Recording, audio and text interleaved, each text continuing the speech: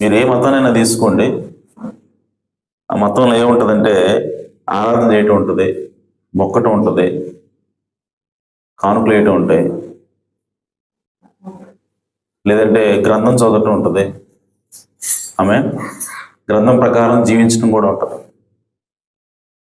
కానీ ఆ గ్రంథకర్త నీలో ఉండటం అనేది ఎక్కడ ఉండదు, ఒక క్రైస్తవులైనా. హల్లెలూయా. ఆ గ్రంథాన్ని ఇచ్చిన దేవుడు నీలో ఉండాలి అని చెప్పే ఏకైక మార్గం. అందుకే దీన్ని మతం అంటారు, ఇది మార్గం.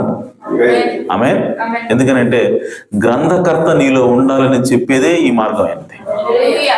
మిగతా ఏ తీసుకోండి, మీరు ముస్లిమ్స్ తీసుకోండి, హిందువులు తీసుకోండి, సిక్కులు తీసుకోండి, జైనులు తీసుకోండి, బుద్ధిజం తీసుకోండి, ఏదైనా తీసుకోండి, వాళ్ళకి కొన్ని రిచువల్స్ ఉంటాయి, అంటే వాళ్ళకి కొన్ని ఆచార వ్యవహారాలు ఉంటాయి, అవి పాటిస్తారు అంతే. వాళ్ళకి ఒక గ్రంథం ఉంటుంది, ఆ గ్రంథంలో ఏం చేయాలో ఉంటుంది, అది చేస్తారు అంతే.